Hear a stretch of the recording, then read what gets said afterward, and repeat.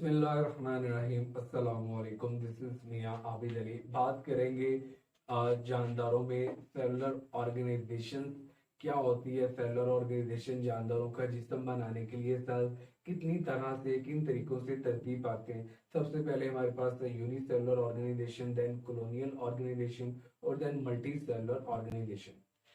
सबसे पहले बात कर रहे हैं पांच किंगडम की। जितने भी रोए जमीन के ऊपर जानदार है, बायोलॉजी उनको पांच बड़े ग्रुप्स में तकसीम करती है।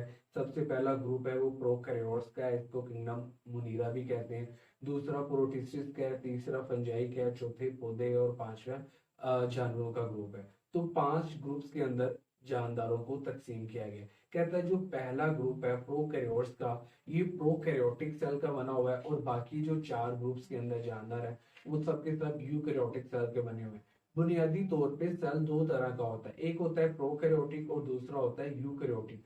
प्रोकैरियोटिक सेल ऐसे सेल होते हैं जिनके अंदर वाज़ेह न्यूक्लियस नहीं होता। प्रो का मतलब होता है बिफोर और कैरियन बोलते हैं न्यूक्लियस को, मतलब ऐसे सेल जो न्यूक्लियस से पहले थे, न्यूक्लियस सेल्स के अंदर बाद में आया। तो प्रोकैरियोटिक सेल ऐसे सेल जिनके अंदर वाज़ेह न्यूक्लियस नहीं होता, उन्हें बोलते हैं प्रोकैरियोटिक सेल। और यूकैरियोटिक सेल ऐसे सेल हैं जिनके अंदर वाज़ेह न्यूक्लियस होता है।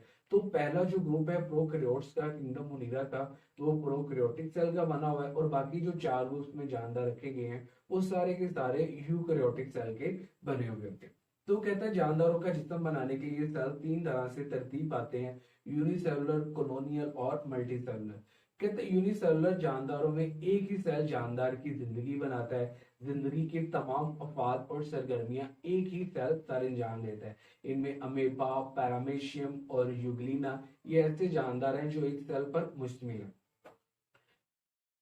नेक्स्ट में हमारे पास कॉलोनियल ऑर्गेनाइजेशन। नाम से जाहिर है कि कॉलोनी बना के जानदार रहते हैं। कहते हैं कॉलोनियल ऑर्गेनाइजेशन में कई यूनिसेलुलर जानदार इकट्ठे रहते हैं मगर इनमें किसी किस्म की काम की तकसीम नहीं होती। कॉलोनी में रहने वाला हर जानदार अपनी जिंदगी खुद गुजारता है, किसी दूसरे सेल के ऊपर, किसी दूसरे जानदार के ऊपर इन्हिसार नहीं करता। मिसाल में कह रहा है वाल्वोक्स पानी में रहने वाला एक सर्फ एल्गा है जिसमें कॉलोनियल ऑर्गेनाइजेशन पाई जाती है। वाल्वोक्स के सैकड़ों सेल्स आपस में मिलते हैं और फिर जाके कॉलोनी बनती है। ये हमारे पास एक डायग्राम दिखाई गई है वाल्वोक्स कॉलोनी की। नेक्स्ट हमारे पास मल्टी सेलुलर ऑर्गेनाइजेशन। कहता है मल्टी सेलुलर ऑर्गेनाइजेशन में सेल टिश्यू, ऑर्गन्स और ऑर्गन सिस्टम की शक्ल में मुनज़्ज़म होते हैं। मल्टी सेलुलर ऑर्गेनाइजेशन में मिसाल दे रहा है पौधों में ब्रासिका कंपेस्ट्रेट की और जानवरों में राना टेग्रेना के मेंढक की मिसाल दे रहे हैं। सरसों के पौधे की बात करेंगे। कहते हैं सरसों के पौधे का साइंसी नाम ब्रासिका कंपेस्ट्रेट है। इसे सर्दियों में बोया जाता है और सर्दियों के आखिर में ये बीज देता है। इसकी बॉडी को हम सब्जी के तौर पे, जिसम को सब्जी के तौर पे इस्तेमाल करते हैं, जबकि इसके बीजों से हम तेल निकालते हैं। काम के लिहाज से इसके जो है सरसों के पौधे को दो हिस्सों में तकसीम किया गया है। एक है इसके वेजिटेटिव ऑर्गन जो सेक्सुअल रिप्रोडक्शन में हिस्सा नहीं लेते। अब रिप्रोडक्शन के दो तरीके हैं, एक है सेक्सुअल रिप्रोडक्शन जिसमें नर और मादा के जिनसी सेल का मिलाप होता है और दूसरी है एसेक्सुअल रिप्रोडक्शन जिसमें नर और मादा के जिनसी सेल का मिलाप नहीं होता, सेल्स खुद ही तकसीम होते हैं और नए जानदार बना देते हैं।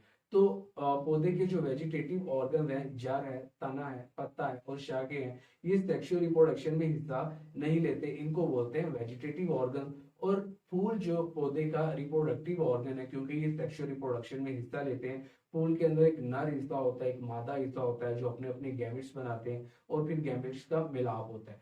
तो फूल पौधे का चूंकि रिप्रोडक्टिव हिस्सा है, ये सेक्सुअल रिप्रोडक्शन में हिस्सा लेता है, तो इसको रिप्रोडक्टिव पार्ट बोलेंगे प्लांट का।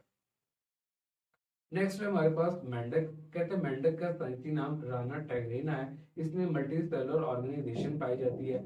मेंढक का जिस्म ऑर्गन सिस्टम का बना होता है, ऑर्गन सिस्टम मुतलका ऑर्गन्स का बना होता है और ऑर्गन मुतलका टिश्यू का बना होता है और टिश्यू एक जैसे सेल से मिलकर बना हुआ।